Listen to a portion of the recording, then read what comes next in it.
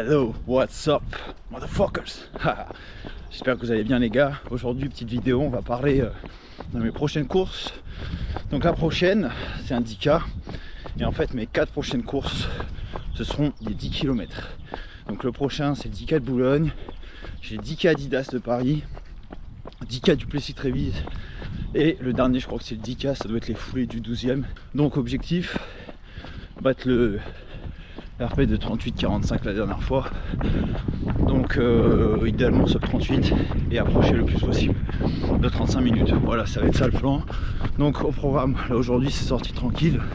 J'ai décidé de changer mes entraînements, d'arrêter de suivre des plans faits sur internet qui sont plus ou moins gratuits, ouais, qui sont gratuits on va dire, et je vais faire principalement des sorties type endurance fondamentale et des fartleks.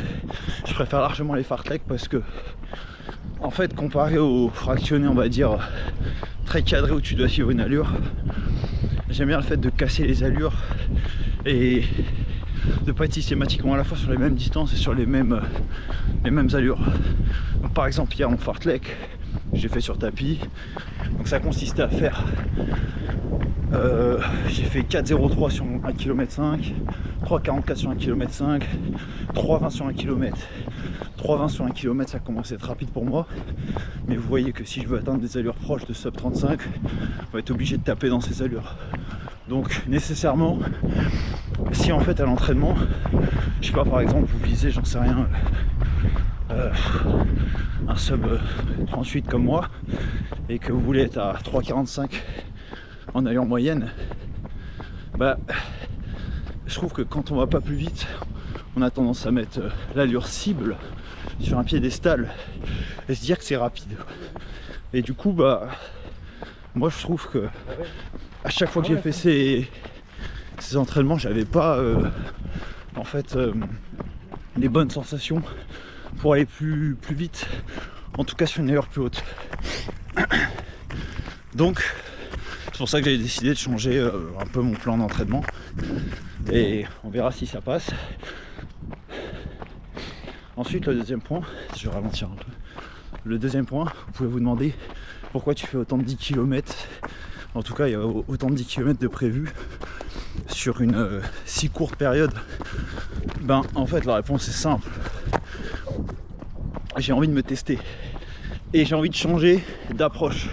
Parce que les approches, on se prépare 2-3 mois.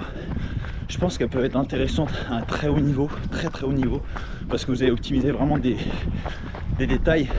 Mais je pense que quand vous n'êtes pas du tout, on va dire, à votre max, que ça fait pas 10 ans que vous faites la course à pied, moi c'est le cas, bah, l'idéal c'est de se pousser, on va dire, de façon régulière, je pense, sur les distances.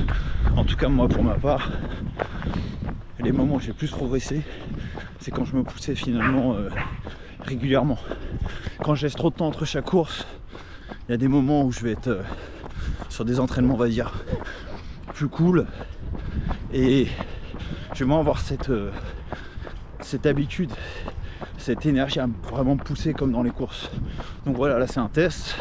Les 4 courses, elles sont réparties sur, je dirais, un bon mois et demi, puisque là on est le 10K de Boulogne, c'est le 28 avril, et les foulées du 12e, ça doit être vers mi-juin. Donc on a quand même du temps.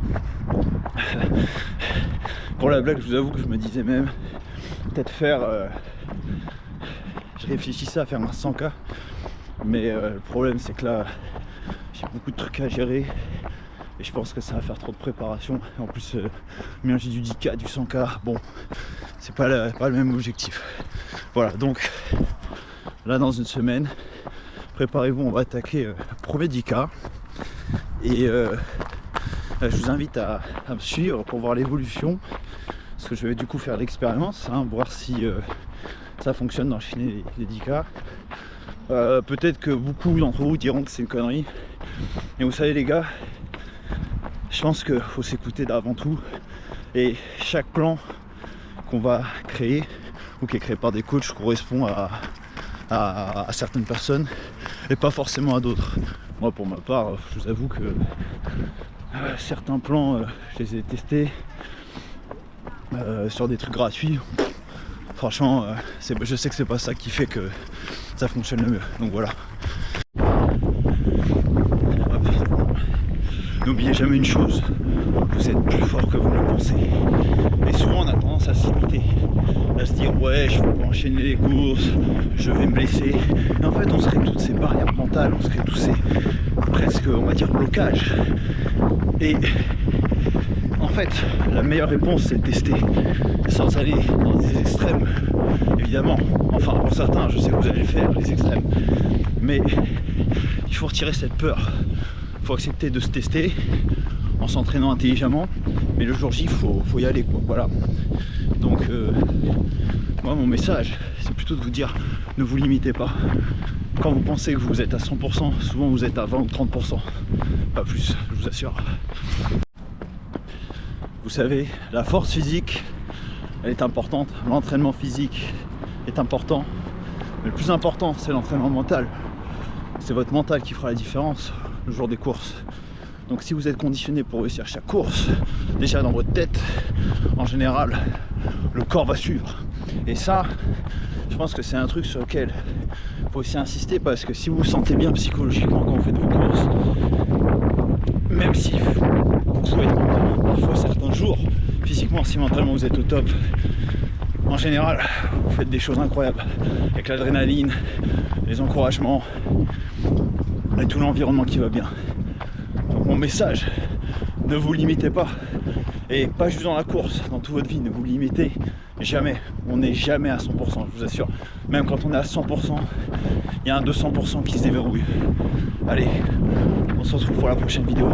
Force, let's go!